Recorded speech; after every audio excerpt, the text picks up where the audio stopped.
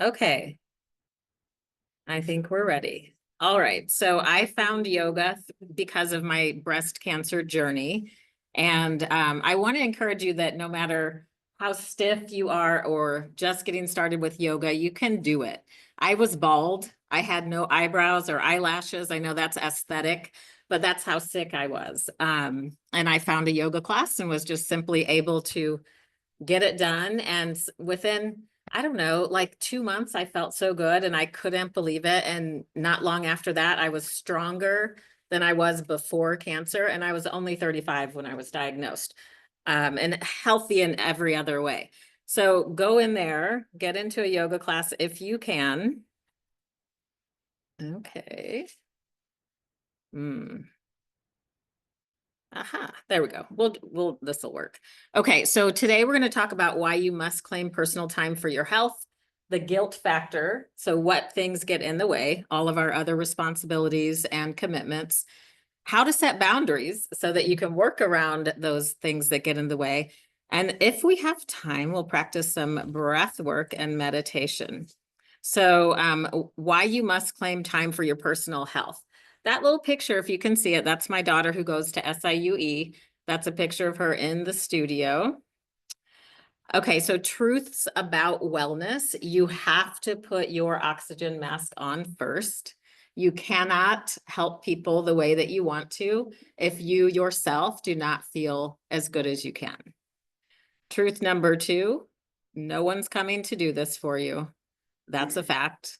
And truth number 3, your mental health will improve when you slow down and take care of yourself. So someone asked me earlier, does this improve productivity?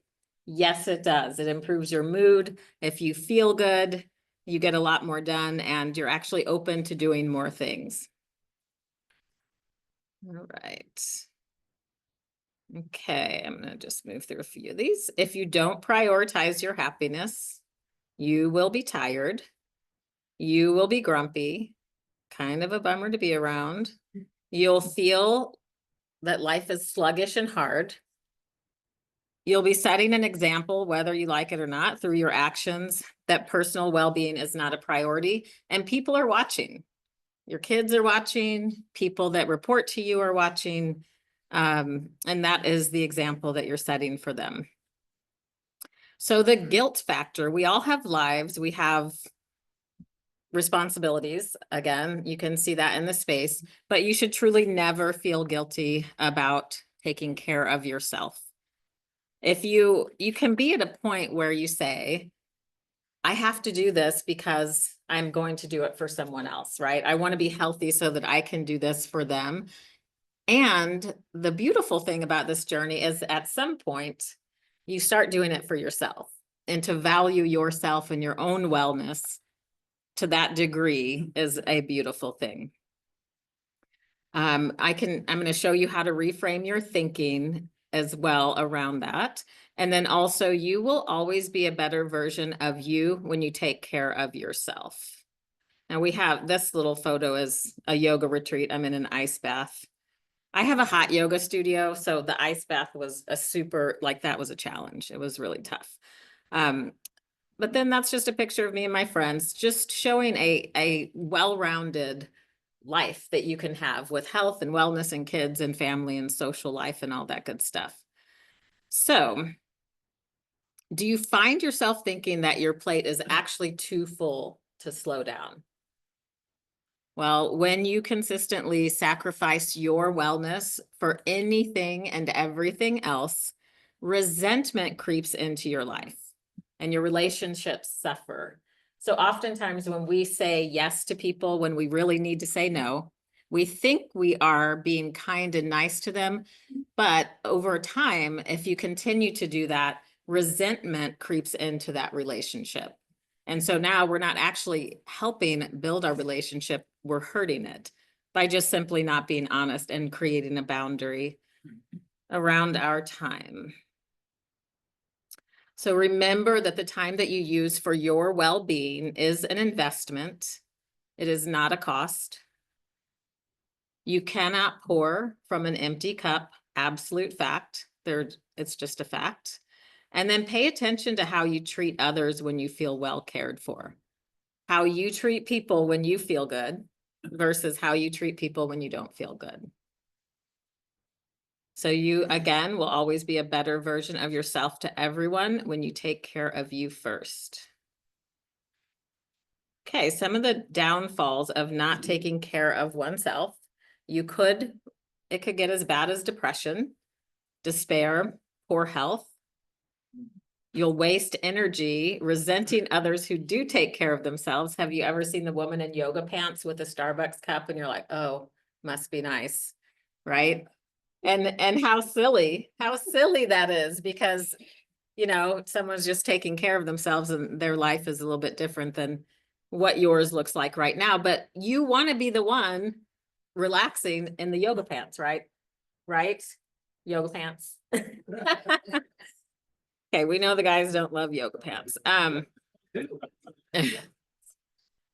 So if you continue to disregard your health, you'll be less and less healthy. You'll lack the energy to live a beautiful, robust life. And then, of course, the resentment toward others. That's just kind of funny when you say it. Okay, so all of that to say, let's get to the first part of taking care of ourselves.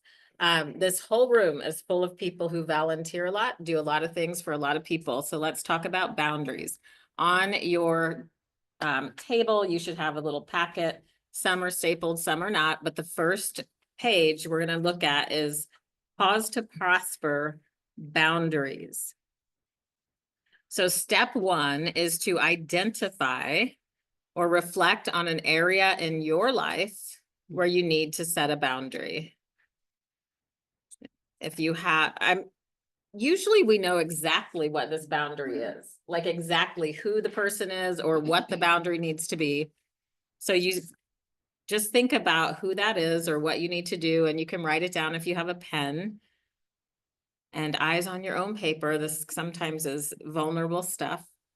The next step to creating a boundary is to communicate it with the person. Again, without this communication, that person does not know that there's a boundary, and it is your responsibility if you need to set this boundary. It is not anyone else's responsibility to guess what's on our mind or to guess what we need. Step three, follow through. So you have communicated the boundary, you've set the consequence, and now you must follow through. And I know this part is difficult because we're nice. We're nice people. We like to see smiles on people's faces. But you have to follow through if you want this to work. And again, these boundaries actually improve our relationships. And step four, persist and refine. It's going to be challenging. It takes practice. It's a muscle like anything else. But setting healthy boundaries is an act of self-care. It is a vital skill that improves relationships and personal well-being. Okay. The next, before I move on to the next piece of paper, how about boundaries with yourself? So you can use that document or those 4 steps for yourself as well. Where might you need to set boundaries with yourself? Anyone want to contribute to that? Yes, exactly. Yes. Anything else? Maybe how much you work. 100%. Yes. Yes. What else?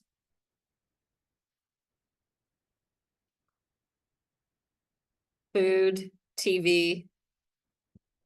Anything else? Social media. Yes. Okay, so we know that we have these things. So everybody gets it. We have things we need to pull back on for ourselves and then with other people as well. So the same process is in place. So healthy boundaries are a sign of self-respect. They help you practice self-care. They help you be generous with others. That's my favorite part, because sometimes when we say no, we feel like jerks. But in fact, it's building relationships. They help us operate from our core values and engage in fulfilling relationships. And they help us, they keep us out of overwhelm. And that's a beautiful thing. So we're not freaking out on people. Okay, so don't forget that no is a really, really complete sentence. Just say no. We're not doing chair yoga. Okay. So let's go to the wellness strategies page. I'm on time. I'm watching the clock. So 5 minutes of talking and then we have Q&A time as well. Okay, so this is a wellness strategy, these next 2 pages. So step 1, you'll write your self-care mission statement and really think about, what are my values? How do you want to feel? Consider that, what do you want your life to look like? Do I want to be healthy, vital, out walking to the farmer's market, going on bike rides, things like that?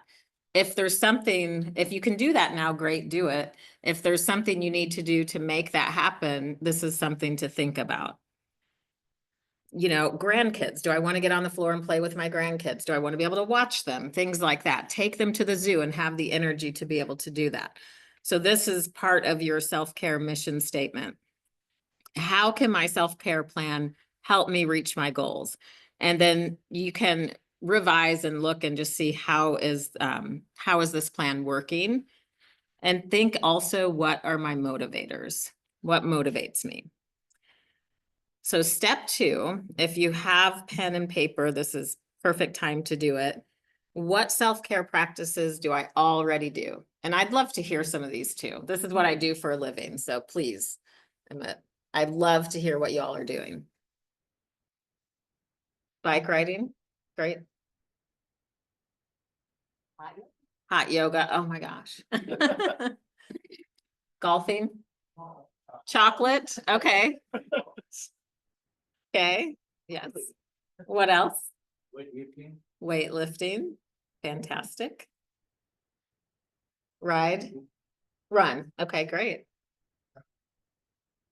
Okay.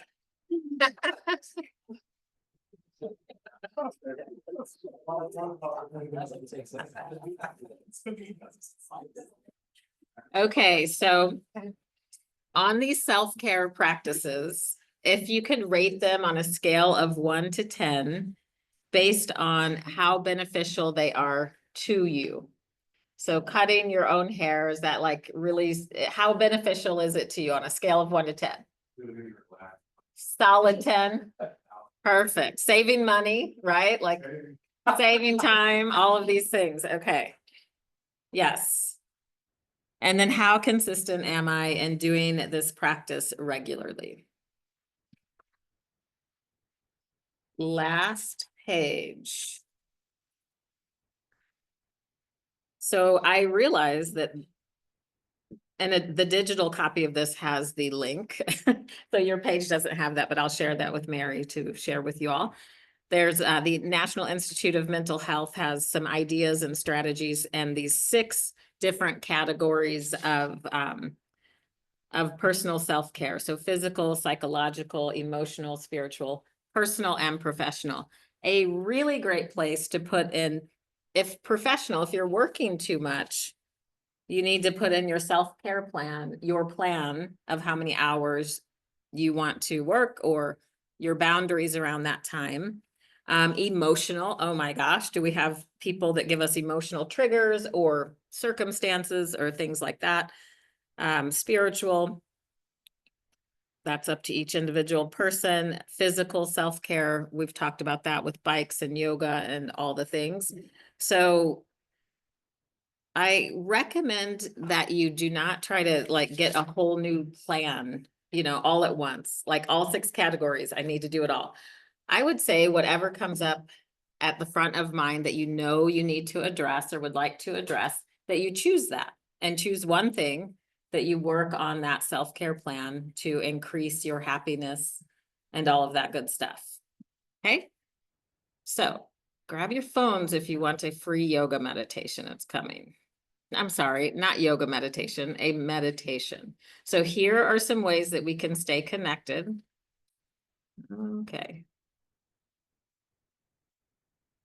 GoYogaExpress.com is our website. It's also on those flyers and postcards on the table. Instagram. I'm a life coach. That is on our website as well, if you would like to meet about that. This is the meditation. So you can scan that QR code and get a free meditation on our YouTube channel if you desire.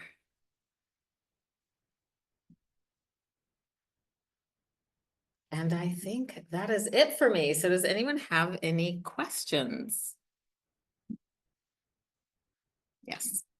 Prior to your diagnosis, were you generally physically fit, or did you kind of go 0 to 11? Generally physically fit. I didn't work out a lot. I had 2 little kids, but before that I did the Cindy Crawford workout. Does anybody remember that? The VHS tape. Yes. Yes, you watched. Yes, yes. Yeah. Those were my goals. So yeah, a fit young woman and then chasing around little kids. Yeah. Other questions? Yes. I went to the doctor and he ran a test, and got the test back in about 3 days. Said your DNA is backwards. I said, and?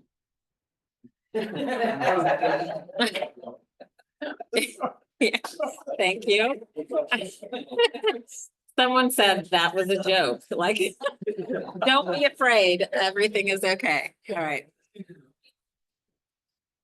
Any other questions? Yes.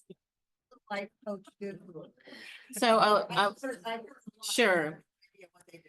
I have a specialty, and so life coaches do different things. I work with people who, it's personal empowerment. So most of my people have come from, they did therapy before and they're like, I'm still stuck, but I've read what you do. And so I help people that are typically successful in one area of their life. It's often their professional life, but their home life is kind of a mess. And they have this beautiful exterior of like, this is my perfect life, but at home they're struggling and they're suffering and they really hate everything. So typically there's success in one area and they're kind of sugarcoating and hiding the rest.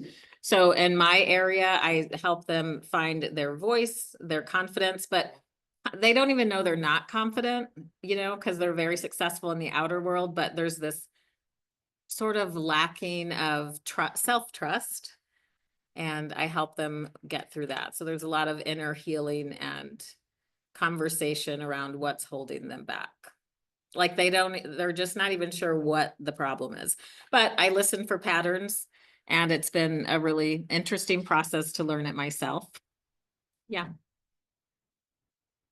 Any other questions? Okay, thank you. Yes. Thank you for your time. I really appreciate it. Thanks. Kelly, thank you very much. On behalf of Home Nursery and the Dosky family, I'd like to present you with today's centerpiece.